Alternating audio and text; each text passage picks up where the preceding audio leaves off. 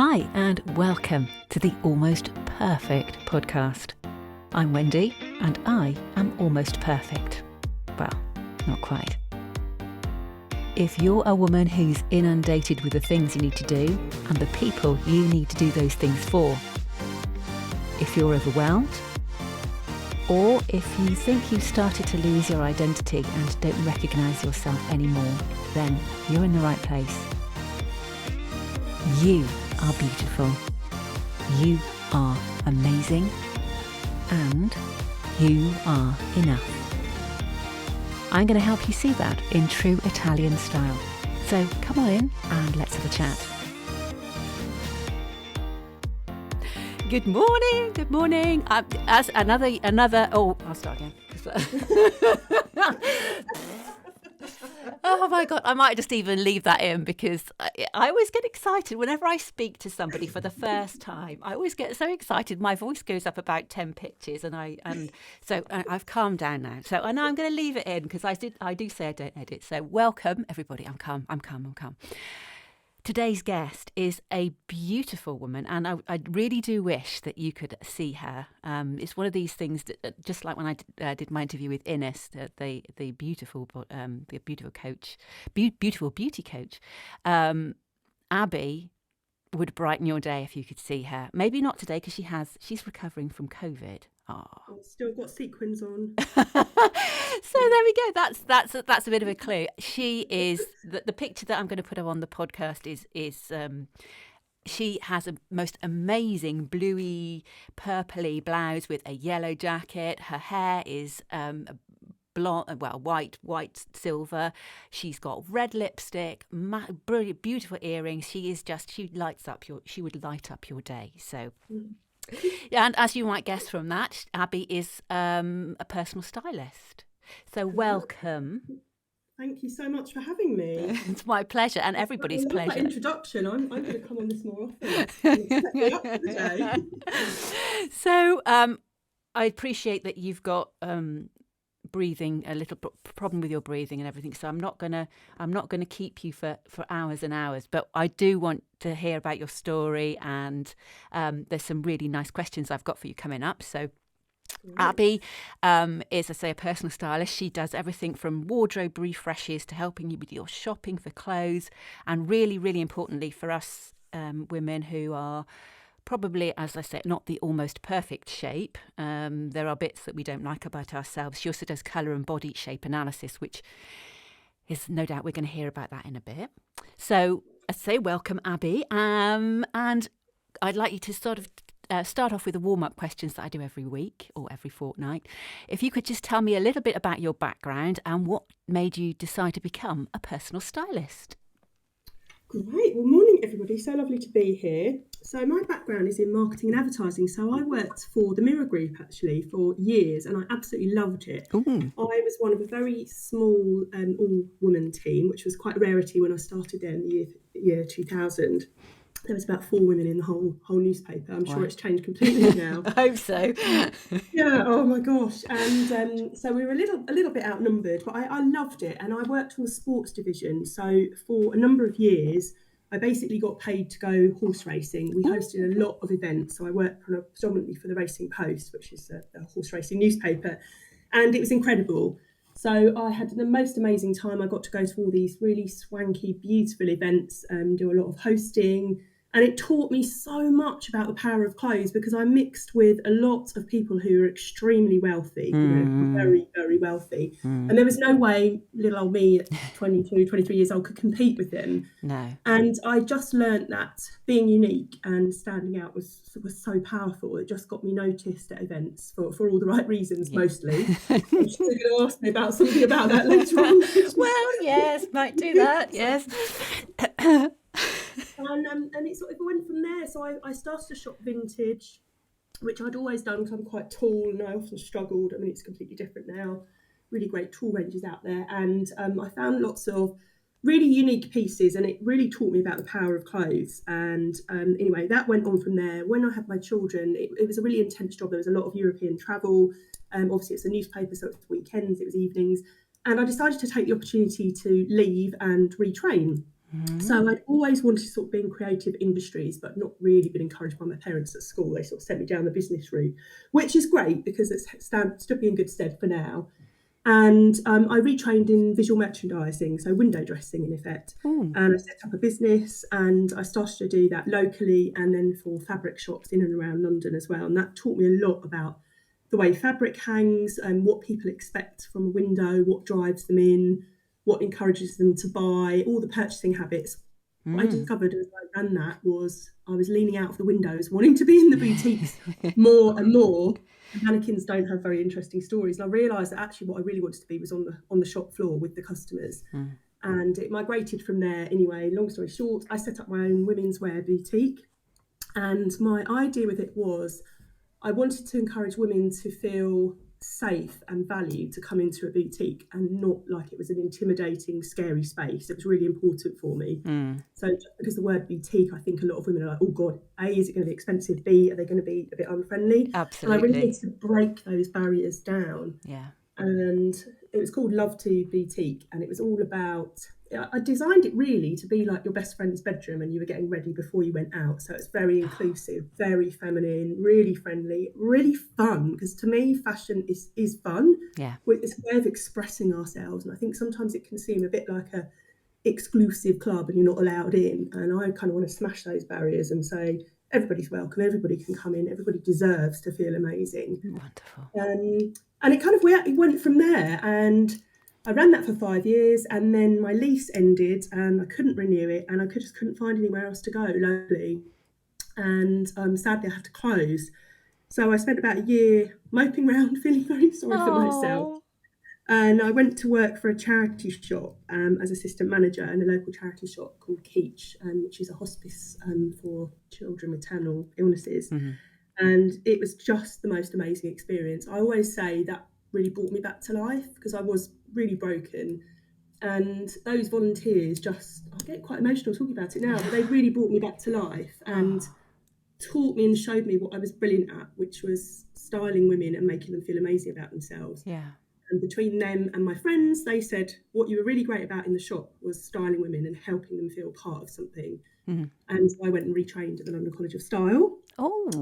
Women's and men's styling. I got an advanced diploma in colour as well. Wow. And then it went from there. And that's sort of the story of me, my kind of convoluted but actually journey that makes beautiful sense now. It really does make sense actually, because you although you probably think it when you look back, you don't think it actually fits together, but everything you've done and everything you've learned, you've used in the next part. And I know you said you got emotional then, but I think sometimes the most simple things that you think aren't gonna make a difference, really sort of resonate with you, and then all of a sudden you're off. You suddenly find something that you want, and then you're away. You know you can go, and it's a brilliant story. It really is. Thank you. It's partly why I called the business stories with clothes, because I thought what is behind what women want to feel and how they want to feel. Yes. And the clothes evoke the stories. They evoke the story of you. Yeah. You know, who are you? Absolutely. And to me, that's what was so powerful about it. And I love a story. So that was the reason for the name. Brilliant. Well, we'll move on because we're going to come back to that in perhaps a little bit. But if you were to change one thing about yourself, what would it be? That's a great question. I think it would be to learn to trust myself more. I think when you run your own business, as I'm sure you know, you often have those sort of moments where you have a conversation with yourself, an internal conversation, and you go round and round the houses, and then you end up in sometimes a negative space thinking, oh, am I good enough? Do I deserve all of those silly questions that we know that we are?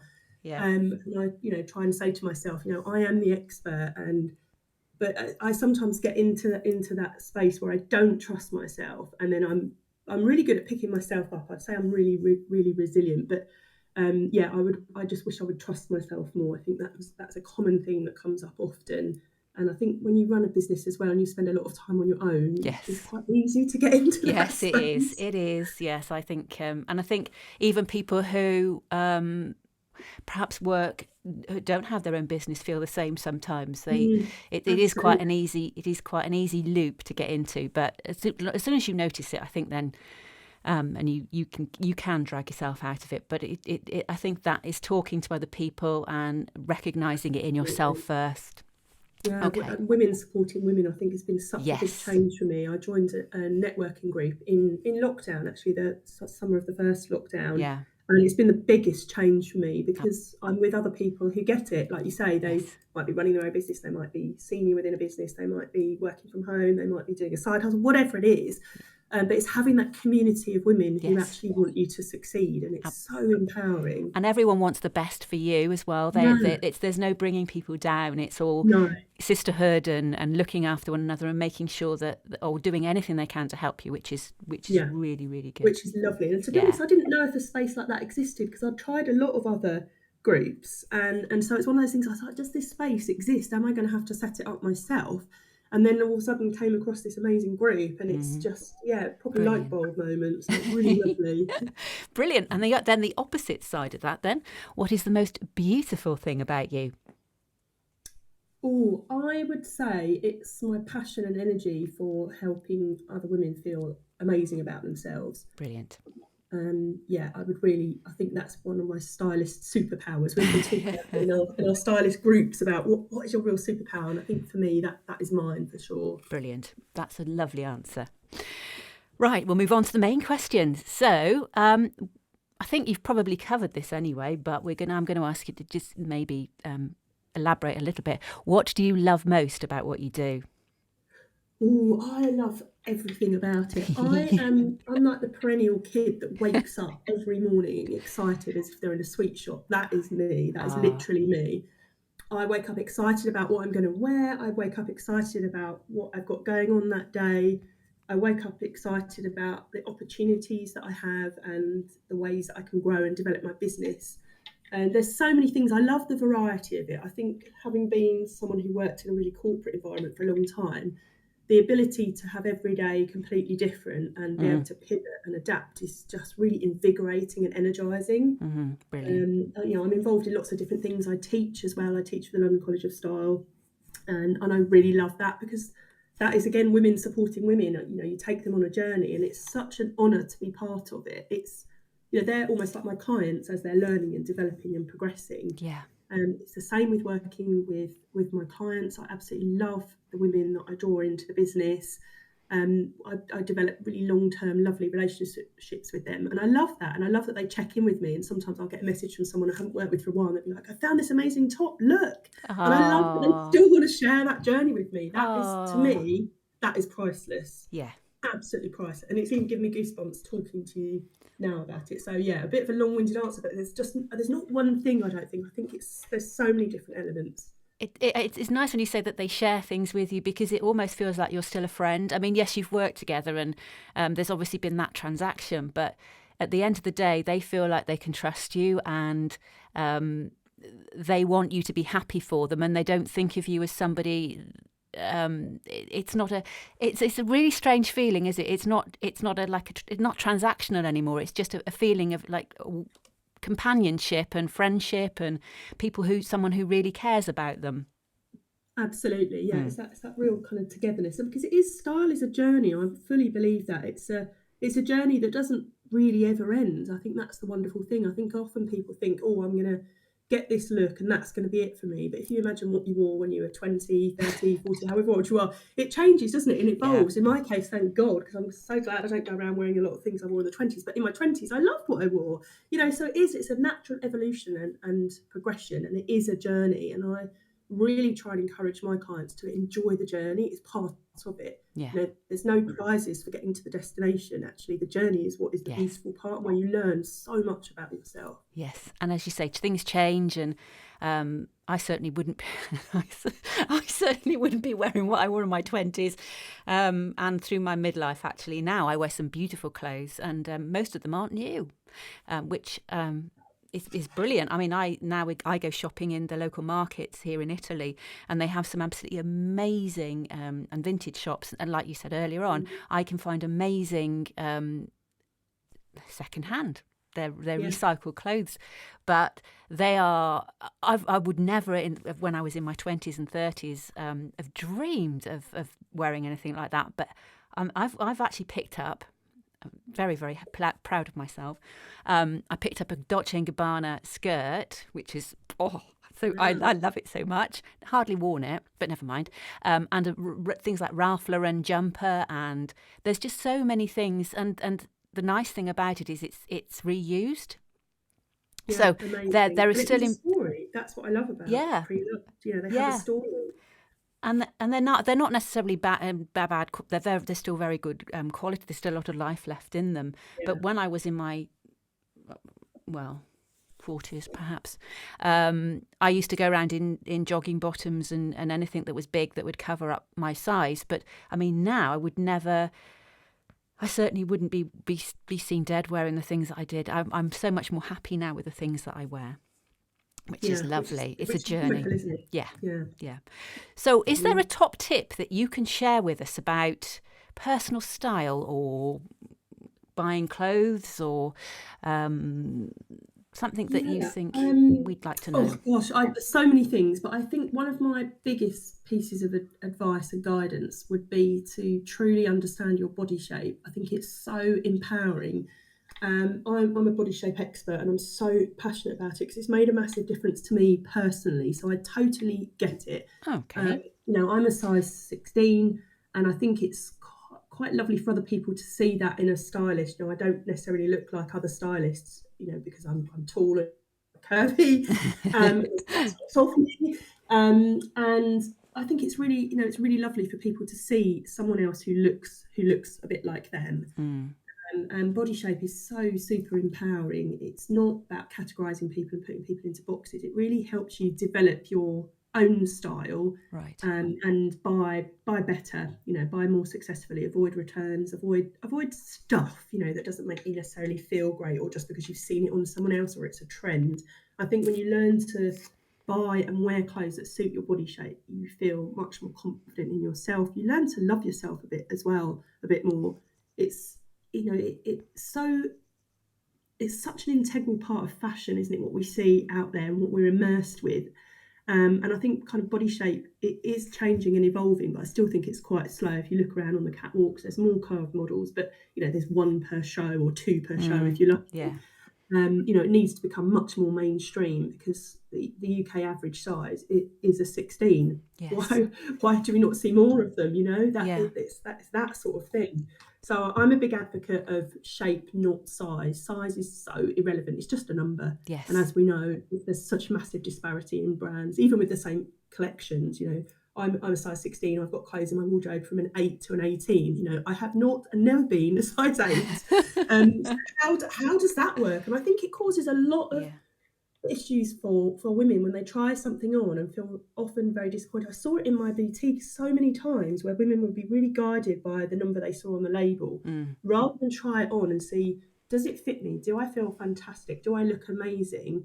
Yes, great. Ignore that. Ignore the label. The piece just fits me beautifully. People will be like, well, I'm not buying that because I'm not 14. I'm so glad you said that, because that's exactly the mindset that I used to have. I'd go into a shop and I would only look.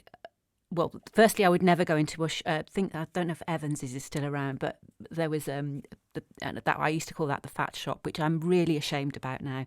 And I would never go into a shop because they sold plus size clothes, even though I was plus size. I wanted to go to places like Topshop and Mango and places where the clothes didn't actually fit me because they were too small for me. And I would put on clothes and absolutely hate myself because I looked so appalling. And yet, had I have gone to the nice shops that did sell clothes that fitted me, I might have felt a lot better.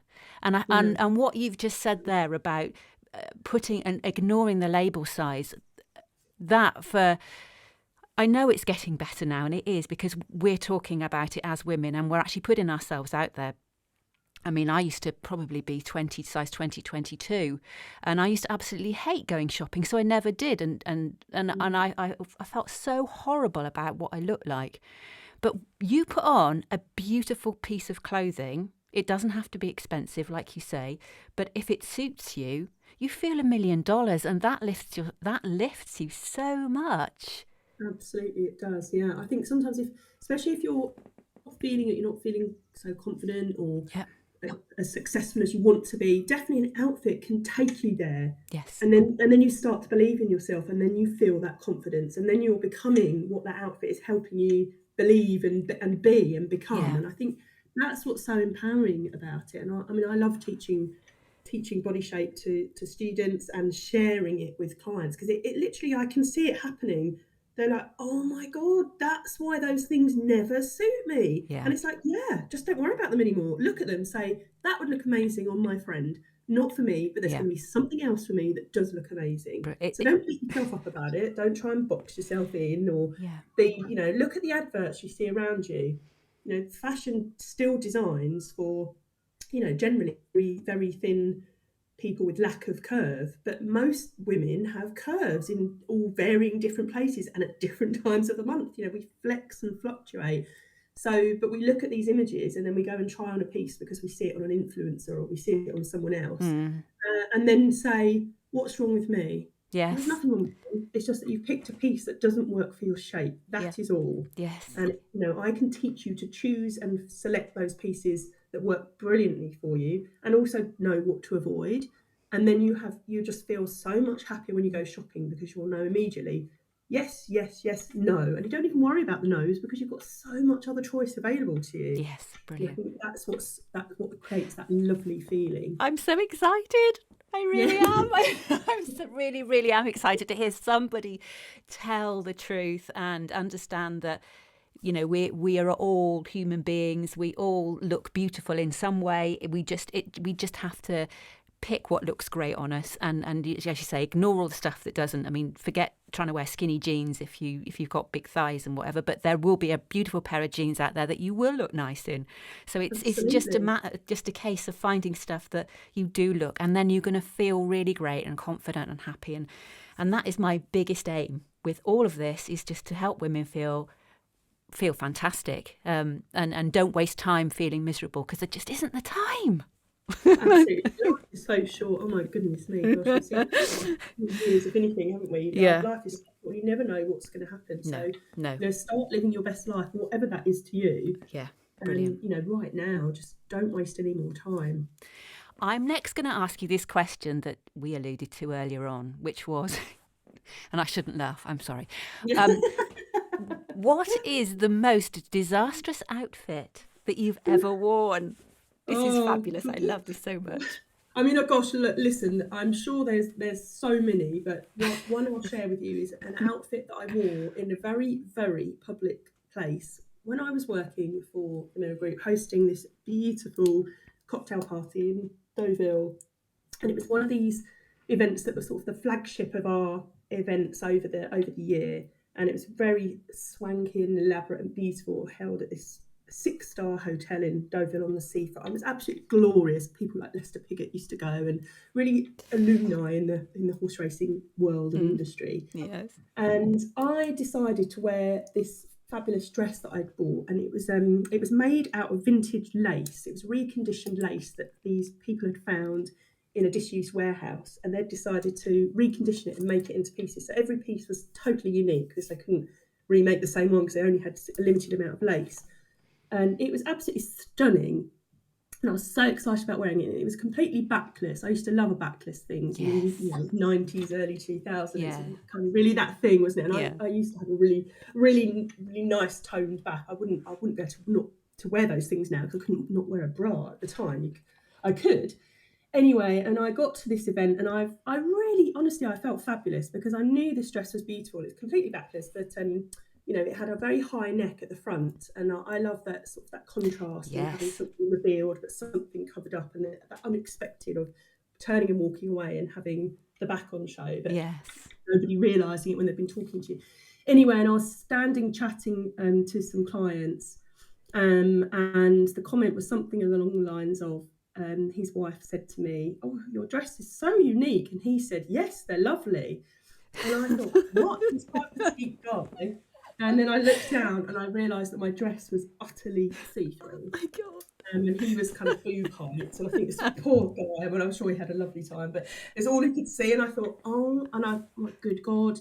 And I excused myself and ran out to the loos and had a look in the lights and thought, oh my God, what do I do? And I didn't have a choice. We weren't staying at the hotel we were hosting, so I couldn't change. So I just had to style it out and just own it. And I just thought, well, give everyone a thrill. But oh my God, I made so many friends that day. I can tell you that.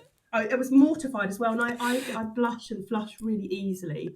So immediately there was this massive colour to my cheeks, and then I got a colleague to kind of come round with stand in artful ways in front of me.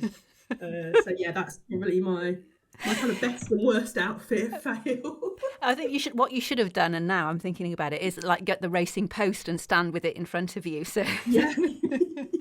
Yeah, I did it with a nice cocktail glass. yes, keep your arms folded in front of your chest. It was just mortifying because I hadn't even thought when I was getting dressed with my colleague and we were like, oh, you look amazing, because the light is different, isn't it? When you're in a hotel room as opposed to a party that's outside, So yeah, major fail. Brilliant. No, but I appreciate that you told us that story, because I think it's absolutely wonderful. It just proves that everyone makes mistakes. It's great. Oh, absolutely. Right. I'll ask you the next question, which is, what is your top peeve, which people think is incorrect about what you do, or? I think there's probably one of two. One is that people assume that personal stylists are going to be really expensive, and or that it's for famous people. And I think there's a bit of a barrier to break down with that. And it's a question of kind of how much you value yourself and your kind of self-development. And I think once people connect in and have the conversation and see what you deliver and what other people say about what you do, they realise that actually it's not as expensive as they initially thought. And also in the long term, it often ends up saving clients lots of money because they stop making those bad mistakes out shopping, for example, or it gives them better buying habits, or they actually end up discovering they can just shop their wardrobe and don't need to go shopping. That happens a lot. And I think the other one is, I think the Devil Wears Prada has a lot to do with it, about what people think of people in fashion and styling, that you might be quite unfriendly and a bit judgmental. And judgment has absolutely no place in a personal stylist business at all, because you're there to help people. You're there to enable a woman to feel absolutely fantastic and fire up that star mojo again. So there's absolutely no place for judgment, and I think that happens a lot with wardrobe edit. People think I'm going to come in and somehow judge their wardrobe, and it really isn't about that at all. So I think those are the two biggest things I come across quite often, and part of what I do is try and break down those barriers, which I've been doing for a long time with the boutique and everything, trying to teach women that actually you are worthy, you do deserve this, and it's perhaps not what you imagine it might be. That's a brilliant answer. That's really good. Thank you. Right, final question. If we're not feeling in love with our bodies, maybe we think we're old and fat, or maybe we just look a bit rubbish. Can you suggest an easy step that we could do to reverse those beliefs about ourselves? Yeah, I've got a really great tool that I often give clients when they're feeling a bit in this space. It's think back to an outfit that you felt amazing in, and I don't mind. It doesn't matter. Again, no judgment what the outfit is. It could be your gym kit.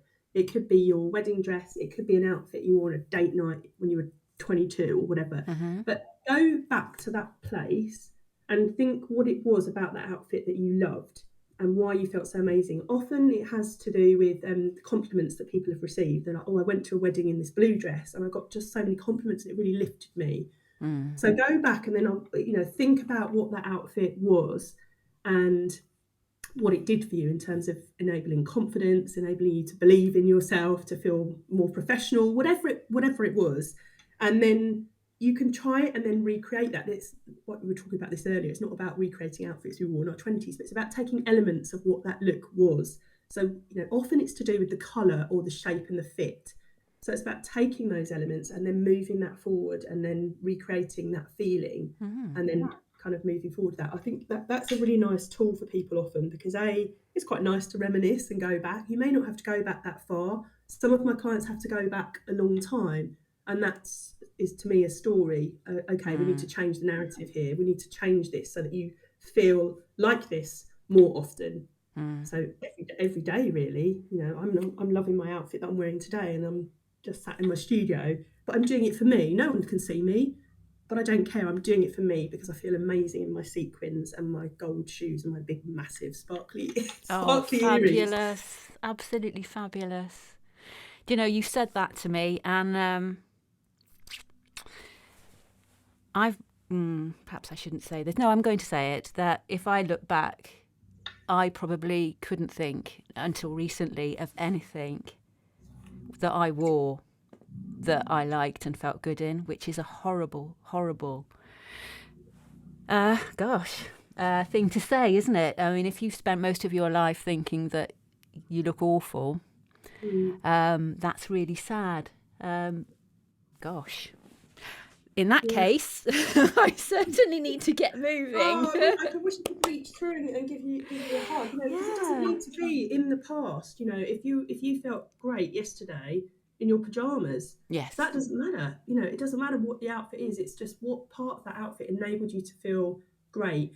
And if people can't feel something that made them feel great, then I'm going to damn well change that for them and give them a new narrative and a new story to step forward with kind of grace and integrity and a bit of kick-ass power as well. I think we all need that at the moment. Yeah. So that's brilliant. That really, that has been an absolutely super. I really enjoyed interviewing you, and I'm so glad that you came despite not being very well. That's really very much appreciated. It really is. You're welcome. I've enjoyed it. Thank you. I'm going to put all your details and website details and all your social media channels and stuff on the podcast information and everything. And if anyone wants to get in touch with you, which I'm sure they will, I'm actually running a set of retreats, or will be either this year. I don't know about when and where, but in the UK and in Italy. So I'm actually going to talk to you hopefully about maybe being part of that with me, because I think that some of the people that my clients would certainly love to meet up with you, and that would be an absolutely beautiful weekend or something where we could all get together and talk about. That sounds amazing. Yes, I'll come to the Italy ones. Yes, we'll do the Italy ones, and yes, why not? Absolutely. So there'll be lots of opportunities to get in touch with you, and I'm sure people will, because as I say, it absolutely fits perfectly with some of the ladies that I'm working with at the moment. So thank you so much, Abbey, for being with me. Thank you so much for having me. And we'll see you again soon. Yeah, for sure. Okay. Hopefully in Italy. Okay, bye-bye for now. Bye, thank you. And that is the end of this podcast. I hope you've enjoyed it, and I'll see you again soon. Ciao.